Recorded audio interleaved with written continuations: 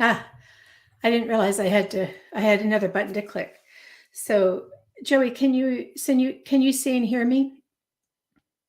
The lighting in here isn't great, but I think it's kind of okay. I think you're the only one in here right now. So I really really just announced this on Facebook like a minute ago, and so we may not we may not get anybody in, and that's okay. I'll still do this, and then they can watch the reruns. But I haven't been in here in, oh my gosh, close to a year. It's probably late last summer. Okay, so I'm on. Is the picture and the sound okay, Joey? I hooked up my Yeti mic, um, so that hopefully is it loud enough and all that.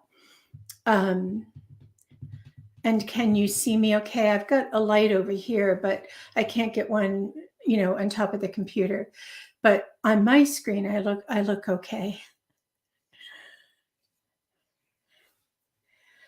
So we'll just wait and see if anybody else pops in before I get started.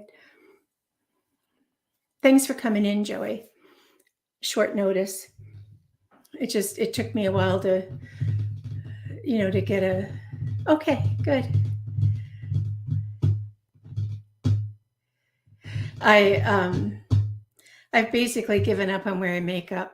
I got some lipstick on and some powder, but my eyelashes are almost all gone. And um, but I look okay. I think you can't really tell.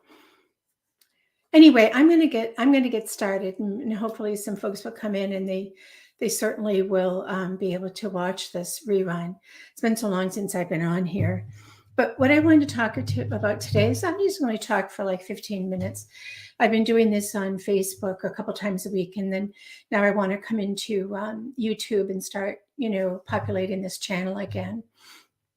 What I want to talk about today is that oftentimes, your relationship with your crystals will change.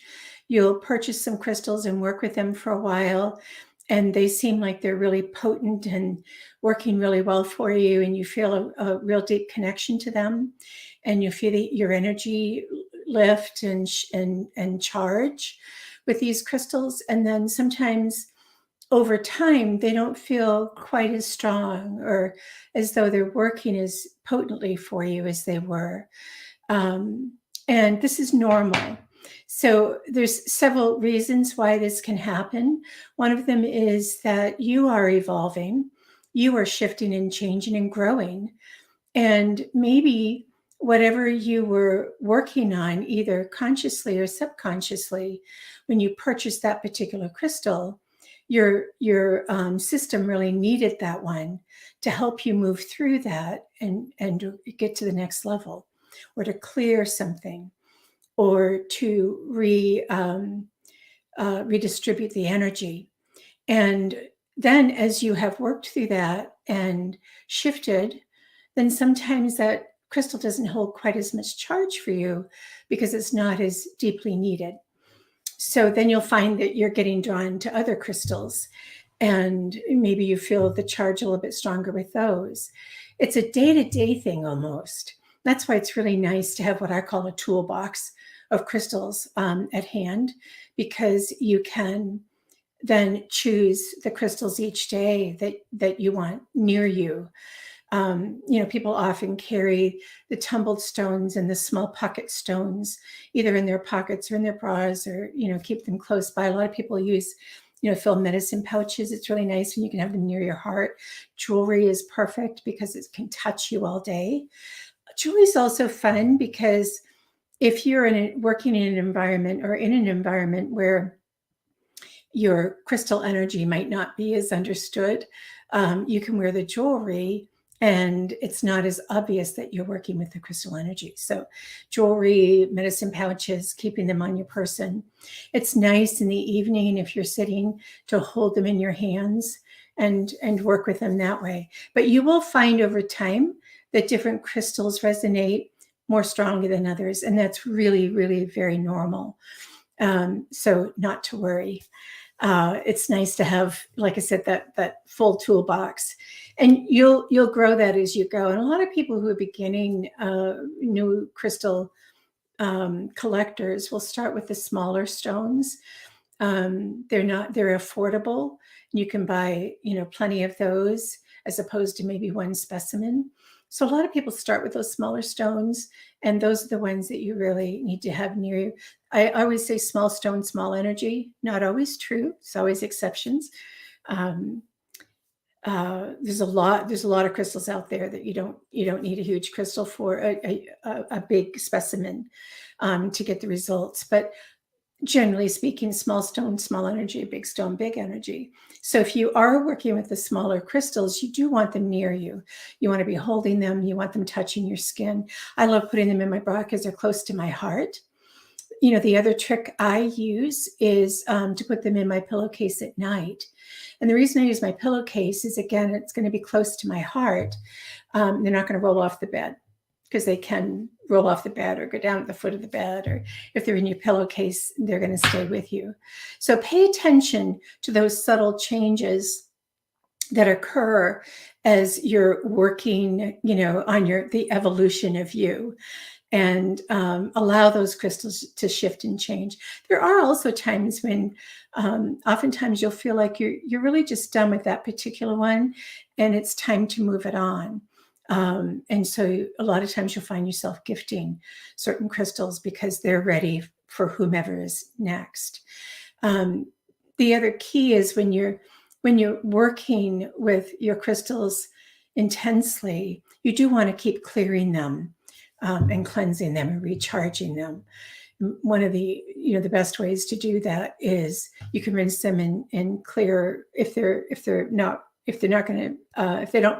they like water, you can clear them in running water. If they're really dusty, you can actually use a very mild soap, a mild dish soap to clear them off. Sage them, put them out in the full moon. Use selenite. Selenite is plentiful and easily affordable. So just get plenty of selenite and put those around your crystals. It will clear it and also charge your crystals. When you're doing deep, deep, deep energy work like this, if you're making a lot of changes, you do want to make sure your crystals stay clear. And that's leading me into the other thing I did want to talk about today, which is also people will come in the shop and say, I've been working with my crystal for a long time. It just shattered. I picked it up and it shattered in my hand, or it broke in half. And there's a lot of, anxiety around that. Again, this is kind of normally happens occasionally. Sometimes that crystal has been working so hard for you and, helping you move through some heavy duty things. And so when it's taken on that much, sometimes they will shatter or break. Also, in that regard, if you are cleansing them and recharging them, it's less likely to happen. Excuse me. Or if you haven't yet really learned how to work with the energies that are running within you, sometimes everything just gets overloaded, and that's a learned thing. As you become more and more adept at working with your crystals, you'll find it happens less and less often. But a shattered crystal usually means that it's done, or a bracelet. Sometimes bracelets break, or that crystal has done as much work as it can for you, and it's done. So make sure you keep them cleansed. That's the best way to take care of them. And not that will always prevent them from possibly shattering or breaking, but it will help keep them clear. Black tourmaline is one that you have to cleanse really often, because it's like a negativity sponge.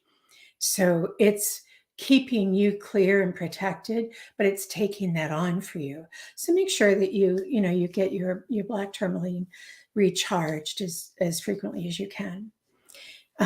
So anyway, I usually try to keep these to about 15 minutes, and we haven't had anybody else come in, Joey.